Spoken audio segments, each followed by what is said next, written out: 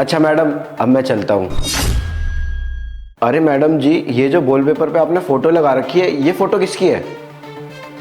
अच्छा, ये तो मेरे हस्बैंड है। अरे नहीं नहीं मैडम, आपको कोई गलतफहमी हुई है। ये आपके हस्बैंड नहीं, ये मेरे बड़े भैया है। क्या?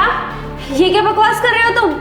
अरे नहीं नहीं मैडम, मैं कोई बकवास नहीं कर रहा हूँ। ये जो फोटो है ना, ये सच में मेरे बड़े भैया की है। तुम्हें ना कोई गलतफहमी हुई है। मेरे पति ना बहुत ज्यादा अमीर हैं और तुम मामूली से एक सिक्योरिटी गार्ड हो। ऐसा हो ही नहीं सकता। नहीं मैडम, मुझे वो सब नहीं पता, पर ये सच में मेरे बड़े भैया है। देखो, तुम्हें पक्का कोई गलतफहमी हुई है। तुम रुको, देखो ध्यान से। ये कौन है? ये मेरे हस्बैंड है। अरे मैडम, मुझे कोई गलतफहमी नहीं हो रही है। ये सच में मेरे बड़े भैया है और आप मेरे बड़े भैया की वाइफ हो। देखो, तुम क्या बोल रहे हो, मुझे कुछ भी समझ में नहीं आ रहा सागर। और वैसे भी मेरे पति ने कभी मुझे नहीं बताया कि उनका कोई छोटा भाई भी है। उन्होंने बस मुझे ये बताया था कि उनका एक छोटा भाई और उनके पापा थे, जो कि अब इस दुनिया में नहीं है। फिर तुम मुझसे झूठ क्यों बोल रहे हो?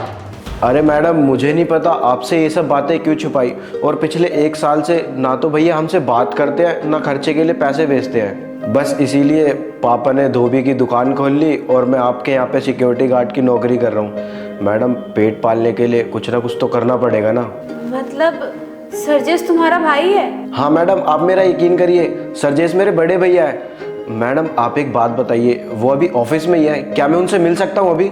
नहीं, अभी तो वो ऑफिस में नहीं है। चलो मैडम, ये जान के खुशी हुई कि सरजेश भैया मेरे ठीक है और उन्होंने शादी भी कर ली और इतना बड़ा ऑफिस खोल लिया।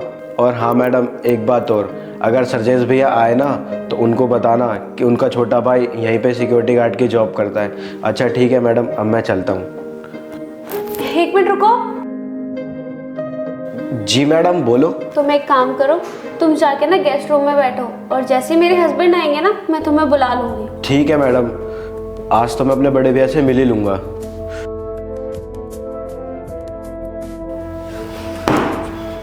मुझे तो कुछ भी समझ में ही नहीं आ रहा कि ये सब हो क्या रहा है।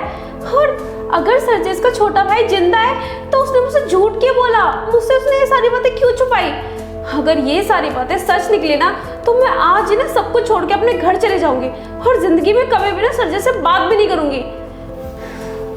अरे तू शर्मा क्यों रहा है? अपना ही ऑफिस है। दीप देखो, मैं अपने छोटे भाई को लेकर आया हूँ। जानती हूँ मैं इसे, और तुम इसे अंदर क्यों लेके आए हो? और मुझे एक बात बताओ सरजेश, तुमने मुझसे झूठ क्यों बोला कि तुम्हारा इस दुनिया में कोई भी नहीं है? हाँ दीप, मैं मानता हूँ कि मैंने तुमसे झूठ बोला।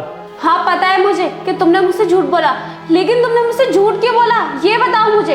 और तुम्हें एक बात और पता है कि तुम्हारा यही भाई हमारी ही कंपनी में पिछले 6 महीने से सिक्योरिटी गार्ड की नौकरी कर रहा है। लेकिन दीप, तुमने मुझे ये बात पहले क्यों नहीं बताई कि सागर पिछले 6 महीने से हमारी कंपनी में सिक्योरिटी गार्ड का काम कर रहा है?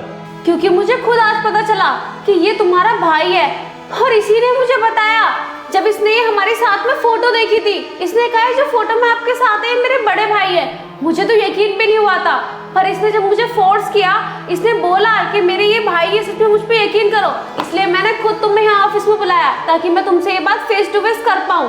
और सरजेश, तुम्हें तो शर्म आनी चाहिए कि तुमने मुझसे इतना बड़ा झूठ बोला कि तुम्हारे पापा और तुम्हारा भाई दोनों इस दुनिया में नहीं है, वो मर चुके हैं। और मुझे तो समझ ही नहीं आ रहा कि तुमने मुझसे इतनी बड़ी बात छुपाई क्यों मुझसे झूठ बोला कि तुम्हारा इस दुनिया में कोई भी नहीं है। जबकि सरजेश, माँ बाप तो अपने बच्चों के लिए जीते जी कितना कुछ करते हैं और तुम उन्हें जीते जी मार रहे हो। देखो दीप, मैं मानता हूँ कि मुझसे ना बहुत बड़ी गलती हुई है। और दीप, मैं ना तुम्हें बताने वाला ही था कि मेरा छोटा भाई और मेरे पापा ना सही सलामत है और वो इसी शहर में है। लेकिन मेरे बताने से पहले ही तुम्हें सब कुछ पता चल गया। दीप, मैं ना अपनी गलती को सुधारना चाहता हूँ, प्लीज़ मुझे माफ़ कर दो। क्यों? अब क्या हो गया जो तुम अपनी गलती सुधारना चाहते हो?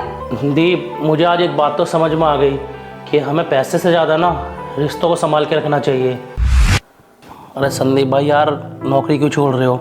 इतनी बढ़िया नौकरी है तुम्हारी और सैलरी पैकेज भी अच्छा है। अगर ऐसी नौकरी छोड़ दोगे ना तो दोबारा मिलेगी भी नहीं।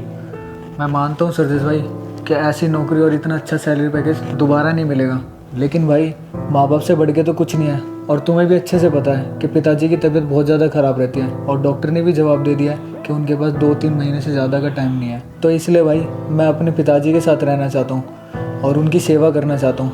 और पैसे का क्या भाई, पैसा तो आज है कल नहीं। मैं पैसा तो दोबारा कमा लूँगा, लेकिन माँ बाप चले जाएंगे ना तो वो दोबारा नहीं आएंगे। और भाई एक बात और बोलूँ, हमें ना पैसों से ज़्यादा ना अपने रिश्तों को अहमियत देनी चाहिए। हाँ संदीप भाई, तुम बिल्कुल सही कह रहे हो। हमें पैसे से ज़्यादा ना रिश्तों को संभाल कर रखना चाहिए। पैसे का क्या है, पैसा तो हम दोबारा कमा लेंगे, लेकिन इंसान चला जाएगा तो वो वापस नहीं आएगा।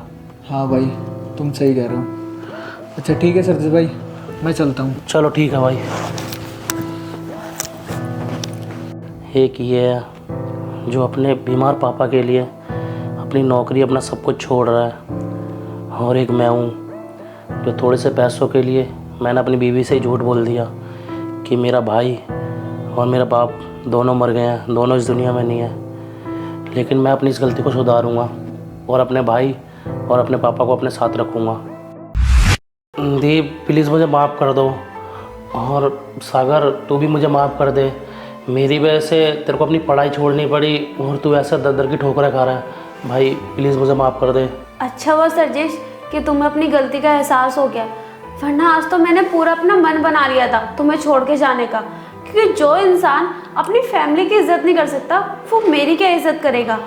पर अच्छा हुआ सही टाइम पे तुम्हें अकल तो आई, और तुम्हारे दोस्त ने ना बिल्कुल सही कहा कि हमें पैसों से ज़्यादा ना रिश्तों को अहमियत देनी चाहिए। क्योंकि पैसे का क्या है, पैसा तो आता जाता रहता है, लेकिन अगर एक बार इंसान चला गया ना वो कभी वापस नहीं आता।